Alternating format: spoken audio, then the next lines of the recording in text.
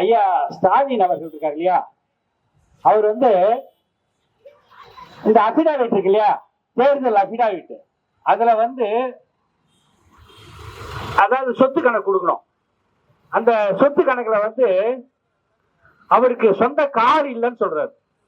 அதனால எல்லாரும் ஆளுக்கு 500 ரூபாய் போட்டு அவருக்கு நம்ம ஒரு கார் வாங்கி கொடுக்குறோம். ஓகேவா? ஐயா ஸ்டாலின் அவர்களுக்கு நம்ம வந்து எல்லாரும் செஞ்சு அவர் வந்து சொல்லியிருக்காரு, கேஷ் இன் ஹேண்ட் வந்து 10,000 இருக்கு, கேஷ் அட் பேங்க் வந்து 40,000 இருக்குன்னு சொல்றாரு. அதனால ரொம்ப கஷ்டப்படுறவருக்கு நம்ம சேர்ந்து ஏதாவது பண்ணணும். ரெண்டாவது, நம்ம விஜய் இருக்காரு இல்லைங்களா, அவரை வச்சு படம் எடுத்தவங்க அவங்க, அவரே 800 கோடி காட்டிருக்காரு. அடி வாங்கின கைப்புள்ளைக்கே 800 கோடினா அடிச்சவங்களுக்கு பாருங்க வெறும் 40,000 தான் இருக்கு. அதனால இந்த தடவை நீங்க வந்து உஷாரா இல்லைன்னா ரொம்ப கஷ்டம். அதனால அண்ணன் ராம சீனிவாசன் அவர்களுக்கு உங்கள் வாக்குகளை, பொன்னான வாக்குகளை அளித்து வெற்றி பெற செய்யுமாறு கேட்டுக்கொள்கிறேன். இப்பொழுது நடிகை அம்பு அவர்கள் தொடர்வார். அனைவருக்கும் இனிய வணக்கங்கள்.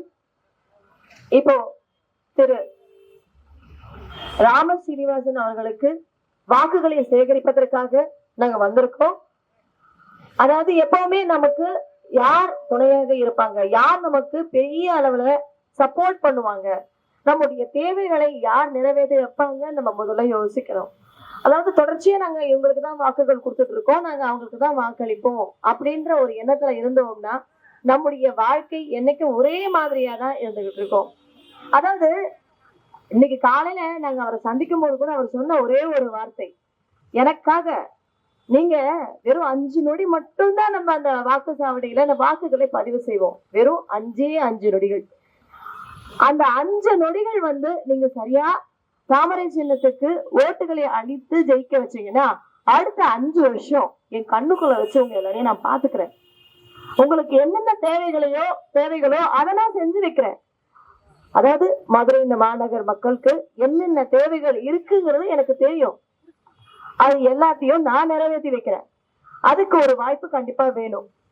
அந்த 5 நொடி நீங்க யோசிக்கிற அந்த 5 நொடி தான் நம்முடைய வாழ்க்கையே மாத்துங்க. அதாவது மக்களுடைய தேவைகள்னு பார்த்தோம்னா நிறைய இருக்கு. அதுவும் நம்ம மதுரை மாநகர் மக்களுடைய தேவைகள்னு பார்க்கும்போது ஒரு டிராபிக் ரெகுலேஷனா இருக்கட்டும், இல்ல அவங்களுக்கான ஒரு மானியம் வழங்குதலா இருக்கட்டும், மருத்துவம், தொழிலாளர்களுடைய நலன், வேலை வாய்ப்பு, இப்படி நிறைய இருக்கு.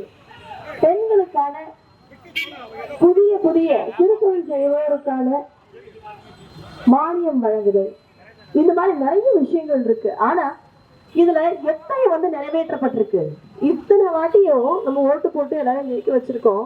இந்த 5 வருஷம் அடுத்த 5 வருஷம் நமக்கு மட்டும் கிடையாது, நம்முடைய குழந்தைகளுக்குமான அந்த 5 வருஷம். அந்த 5 வருஷத்துல அவங்க மேற்படிப்பு படிக்கணும், இன்னும் பெரிய பெரிய உத்தியோகத்துக்கு போகணும் அப்படின்னா, அவங்க சரியான உத்தியோகத்துல போய் உட்காரணும் அப்படின்னா அதுக்கு வந்து நம்ம சரியான வேட்பாளரை தேர்வு செய்யணும். ஏன்னா மத்திய அரசாங்கம் வந்து நிறைய சலுகைகள் கொடுக்குறாங்க, ஆனா நம்ம ஊர் மக்களுக்கு அது வந்து சேரவே கிடையாது. காரணம் என்னன்னா, அவங்க என்ன சொல்றது, நாங்க என்ன கேட்கறது அப்படிங்கிற ஒரு மனப்பான்மை இருக்கும் பொழுது அது எதுவுமே நம்ம ஊர்ல வந்து சேராது. ஆனால் சரியான முறையில நம்ம சரியான வேட்பாளருக்கு வாக்குகளை அளிக்கும் பொழுது சிறு தொழில் செய்வோருக்கும் அவங்களுக்கு நன்மைகள் கிடைக்கும். நம்ம வந்து சுதந்திரமா நம்ம வந்து எந்த ஒரு விஷயத்தை தேர்வு செஞ்சாலும் அதை சாதிக்கணும் நம்ம நினைக்கிறது பெரிய விஷயம் இல்லைங்க. ஆனா அந்த சாதனையை நிறைவாக செய்யணும்.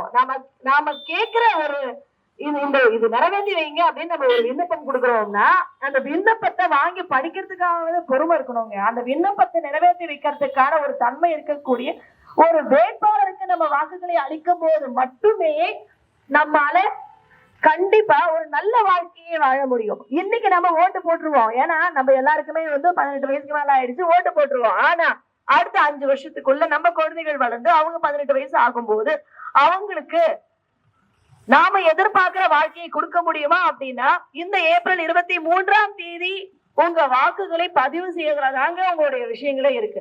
ஏப்ரல் 23ஆம் தேதி 5 நொடிகள் அந்த வாக்குகளை பதிவு செய்யும் போது முதல் 1ஆம் நம்பர்ல இருக்கக்கூடிய அந்த பட்டனை சிம்பிளா நீங்க அழுத்துனீங்கன்னாவே போதும். ஏன்னா தாமரை சின்னம் முதல்லயே இருக்கு. தாமரை சின்னத்துல ஐயா ராம சீனிவாசன் அவர்கள் நிக்கிறாரு. ஒரு நல்ல படித்த பேராசிரியர். ஒரு பேராசிரியரால கல்வி தகுதி, அதாவது மக்களுக்கு எந்த மாதிரியான கல்வியை கொடுக்கணும், எந்த மாதிரியான வேலை வாய்ப்பு தரக்கூடிய கல்வியை கொடுக்கணும், எதற்கெல்லாம் நம்ம சப்போர்ட் பண்ணணும், யாருக்கெல்லாம் வந்துட்டு நம்ம எந்தெந்த மாதிரியான மானியங்களுக்கு வழிவிடணும், எந்தெந்த மாதிரியான மானியங்கள் நம்ம ஊருக்கு கிடைக்கணும் அப்படிங்கிறத மத்திய அரசாங்கத்துக்கிட்ட எடுத்து சொல்லணும் அப்படிங்கிற எல்லா விஷயமும் தெரிந்த ஒரு பேராசிரியருக்கு நம்ம வாக்குகளை பதிவு செய்யும் பொழுது கண்டிப்பாக நம்முடைய குடும்பத்தின் தரம் அடுத்த 5 வருஷத்துல நல்லாவே இருக்கும்.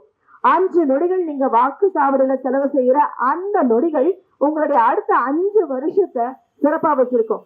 அவர் சொல்ற ஒரே ஒரு விஷயம், 5 நொடிகள் எனக்காக நீங்க கொடுங்க, அடுத்த 5 வருஷத்தை உங்களை என் கண்ணுக்குள்ள வச்சு பாத்துக்கிறேன்னு சொல்றாரு. இப்படிப்பட்ட ஒரு வேட்பாளர் உங்களுக்கு கிடைச்சதே பெரிய விஷயம், ரொம்பவே ஒரு சந்தோஷமான ஒரு விஷயம்.